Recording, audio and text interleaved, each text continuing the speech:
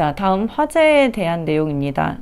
이제 불이 붙어서 이게 불로 인한 재난이 됐을 때, 어떤 사고로 이어졌을 때 발생하는 것들을 이제 화재라고 분류를 하는 거고요.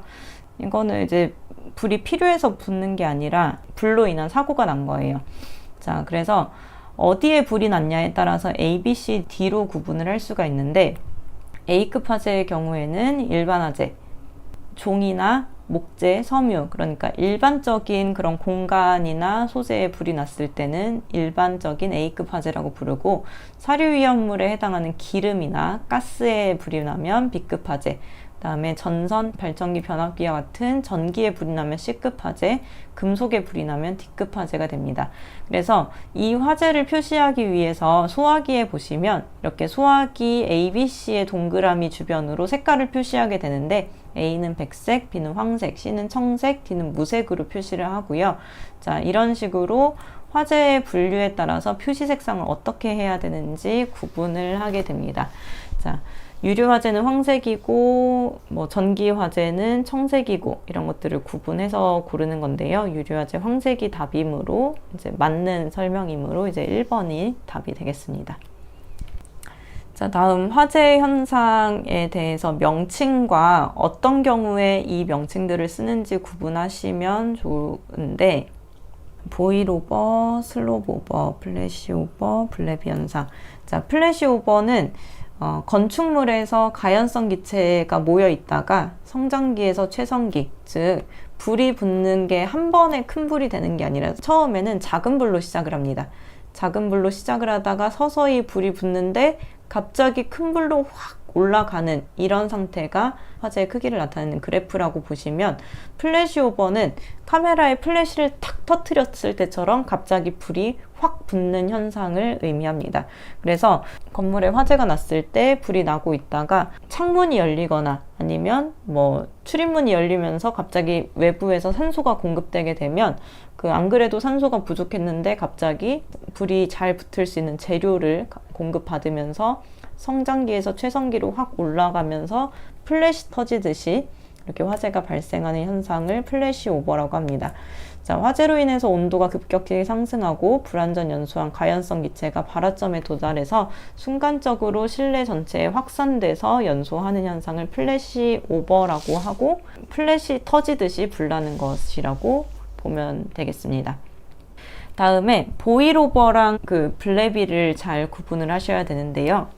자, 보일오버는 보일, 끓는다는 겁니다. 뭐가 끓냐면 물이 끓는 거고요. 블래비도 이제 보일이 들어가는데, 여기에서 보일은 물이 끓는 보일이 아니라 액체인 가스가 끓어오르는 현상을 블래비라고 합니다.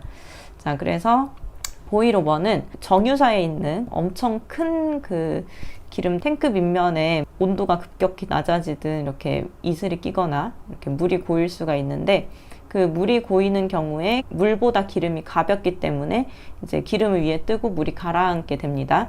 자, 이 상태에서 화재가 발생할 경우에 물이 끓어오르는 온도까지 되게 되면은 물은 이제 기체가 되려고 기포를 이렇게 부글부글 하면서 끓게 되는데, 이때 그냥 물만 있는 게 아니라 위에 기름이 있기 때문에 물이 끓어오르면서 기름은 또 인화점에 다다르는 그런 열을 받으면서 불붙은 기름을 분출하는 현상이 보일오버입니다.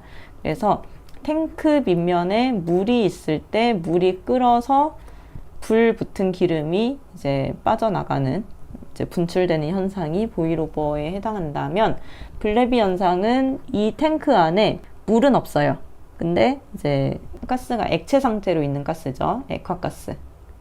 자, 액체 상태로 꾹 압축시켜 놨기 때문에 열을 받으면 이게 기체로 이제 다시 변하려고 합니다. 그래서 액체로 된 가스가 열을 받아가지고 기체, 베이퍼로 이렇게 팽창하면서 터지는 현상이 블랩입니다.